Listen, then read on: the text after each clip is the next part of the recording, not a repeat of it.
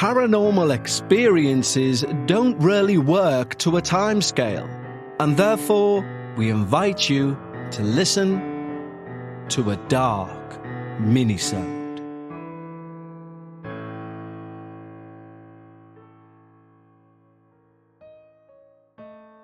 Hello everyone, and welcome unbelievably to the penultimate episode of a dark minisode for season 20. That's how quick this season has gone by. I genuinely can't believe it. And thank you to everyone who pointed out that this week's Dark Realms was advertised as a dark minisode, at least in title alone. Don't forget, the countdown is definitely on now to both the end of the season and also the end of the chance to get a free week's trial of our highest tier on Patreon, meaning early exclusive ad-free releases of everything on the main feed, and of course access to Dark Bites, the entire Patreon back catalogue of over 100 hours of Patreon-only content. Head over to patreon.com/thedarkparanormal, and it will end on the day of the finale. And given episode 9 is out this week, then the finale next week, there will be a good few weeks of silence. So now is the perfect time to do so. But today we are going to jump right into the minisode. And it comes to us from Bob, who writes, "Hi Kevin, my wife and I have been enjoying your show for several years. I look forward to Thursday nights, as that's when your latest show appears in our part of Canada. Please feel free to use my first name, but I'll adjust the name of anyone else in this experience for their privacy. Except for one experience as a child, every paranormal experience I have has centered around one person. And it seems as if she attracted this kind of thing and it spilled over into the lives of others. I'm now 60 years of age, and I think people would say I'm pragmatic, not prone to imagining or exaggerating things. This childhood standalone experience still haunts me to this day. I was maybe 7 years old at the time, and staying over at my step-cousin's house. I often stayed there for several days at a time, and in these cases, William and I would alternate sleeping on the bed or the floor. On this night, I had the bed. William was on the carpeted floor in the narrow area between the bed and the door. He had a sleeping bag and a pillow.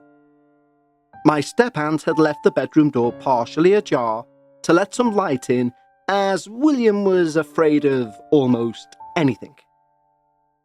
In the wee hours of the morning, I woke in a panic to the sound of an extremely loud woman's shriek.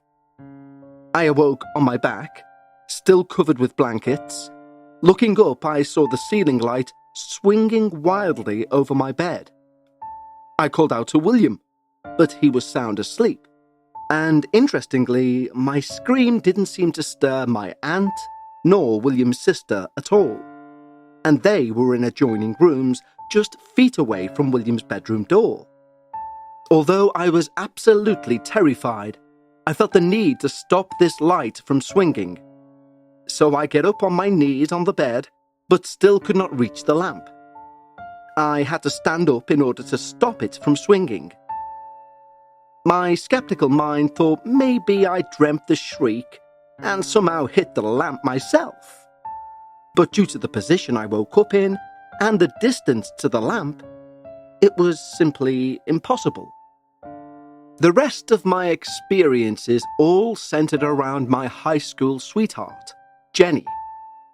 I was 16, she was 17, and we met in high school. We lived in Northern Ontario, Canada, and our high school was situated in a central location between dozens of small towns. It was a strange fact that not one student at this high school walked to school. Students had daily bus rides twice a day between 30 and 90 minutes each way, dependent on where you lived. Because of all of this bussing around, it was common to ride the bus to school on Friday, then ride a friend's bus to their house after school so you could spend the weekend together. On the weekend of Jenny's 18th birthday, her mother said I could spend the weekend at their place. Jenny lived way out in the country. Maybe 20 kilometers down dirt roads outside a tiny town of only 1,000 people. Her family had a small bungalow, and out behind the house were hundreds of acres of clear-cut forest. The clear-cut was exceedingly ugly. Nothing but stumps, rocks and weeds. More accurately, ugly and sad. Maybe 100 meters north of the house, they had a bunkie, sort of a guest cabin. Perhaps 100 square feet with a loft and pot-bellied wood stove. Jenny's mother said we could spend the night in that bunkie. It was September and already quite cool at night. So we prepared a fire in the wood stove and went up to the loft to sleep. We'd been sleeping for some time, and it was close to dawn, when Jenny started thrashing around, screaming and crying. Between her tears and heavy sobs, she finally told me she'd had the worst nightmare. She said that in her dream, I was in the military, and aircraft were flying into skyscrapers, and buildings and people were burning and falling to the ground. When she started to feel a bit better, I went outside to use the outhouse. As I rounded the corner, I saw something very unusual. There were maybe half a dozen ravens, crowded around the decorative round window at one end of the bunkie, looking in. I can't remember how they were perched. They may have been a sill at the bottom of the window. Mostly, I can't remember what happened immediately after I spotted those ravens. I know deep down inside that there was some sort of communication between those ravens and myself. But my mind must have completely blocked it out. I felt like I was going insane. Jenny and I hadn't used any alcohol, and we never touched recreational drugs. Neither of us had any mental health issues, and to this day, I sometimes think that I should visit a hypnotherapist. Maybe try to get back that communication that was between me and the ravens. But then I immediately think it's probably a bad idea to try and remember a state where I felt nothing but despair. I wonder what you and your listeners would suggest about this, Kevin. After the interaction with the ravens, I went back around the corner to the front of the cabin. I looked out to the clear cut, and the dawning sun was just about to break over the horizon. As I looked out towards the sunrise, I had this sudden certainty that the world is not as we know it at all. Like all of our experiences were frivolous and on the surface of a much deeper, darker world that we didn't sense at all. I could feel my spirit deflate, and I sank into a horrible despair. Somehow suddenly knowing that the real world is a dank, horrible place that is just out of reach of our senses. My best attempt at a metaphor would probably be to say that we are like water bugs, skating on the surface tension of a pond filled with unimaginable horror and despair. Time went on, and this whole experience slid to the back of our minds. I'll never forget the soul-crushing despair that I felt that morning. But it wasn't too long until our next unusual event. During the following January, I rode the bus to Jenny's house for another weekend together. There were only 3 houses on Jenny's dead-end dirt road. In the other house next door lived 2 teenage girls that were good friends of Jenny's, and at the end of the road there was this old, small, abandoned 2-story farmhouse. Jenny and her friends used to hang out in this house. They kept it clean, tidy. They used it like a clubhouse. The girls told me that it had been owned by a successful farming family, but that the father had fell into alcoholism and the family fell apart and left. That Saturday night, an extremely cold January night, a group of us hiked up to the abandoned farmhouse. In our group was Jenny, her two friends, Jenny's brother, Jerry, and I. There are no streetlights this far back in the woods, and the stars and the moon were very bright in the pitch-black sky. It was so cold that the snow squeaked like styrofoam under our boots. The cold air was biting our lungs and noses, but was perfectly still. The snow was deep, and we followed a narrow foot track in the snow to the back door of the farmhouse. The house sat atop a hill, with a small, broken-down barn sat behind, and overgrown fields all around, with a few trees closer to the home. The farmhouse was never locked, so we quietly entered. Jerry and I built a fire in the pot-bellied wood stove in the living room. The girls took a Coleman lantern and began playing cards at the kitchen table. We'd managed to get hold of a bottle of white rum somehow, and we'd had a few drinks. Jerry and I stayed in the living room, listening to Motorhead's Ace of Spades album. Jerry eventually smoked a joint and fell asleep. I didn't care for Motorhead at that age, as I was a huge Ozzy Osbourne fan, and I didn't smoke weed.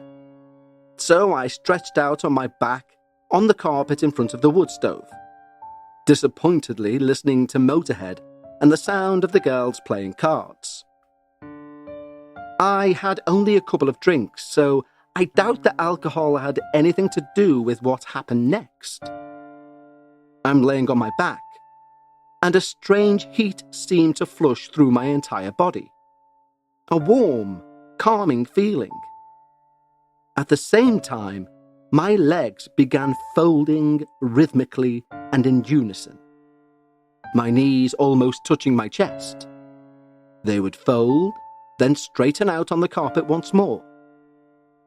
This happened perhaps 24 times, and I felt very warm and happy.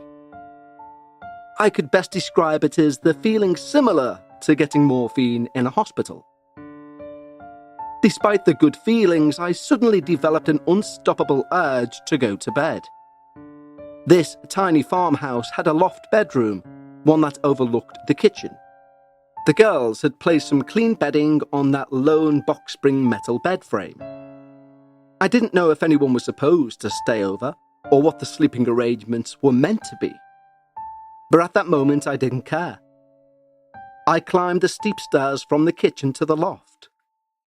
That loft was in semi-darkness, as the lantern glow from the kitchen provided little light. As I looked around the loft, the figure of an elderly woman in a white nightdress came out of the shadows in the corner furthest from the bed. As hard as it is to believe, she pushed me to the bed, pushed me down onto the bed, and covered me up. I was not frightened at all. Again, I felt warm and happy. I felt like someone cared about me, even if it was this spirit. Surprisingly, I just drifted off to sleep. This is very much unlike me. If I'd been my normal state and my normal self, I would have ran downstairs and told everyone in excitement about what just happened. When I awoke in the morning, I felt fine, and I told Jenny what I'd experienced.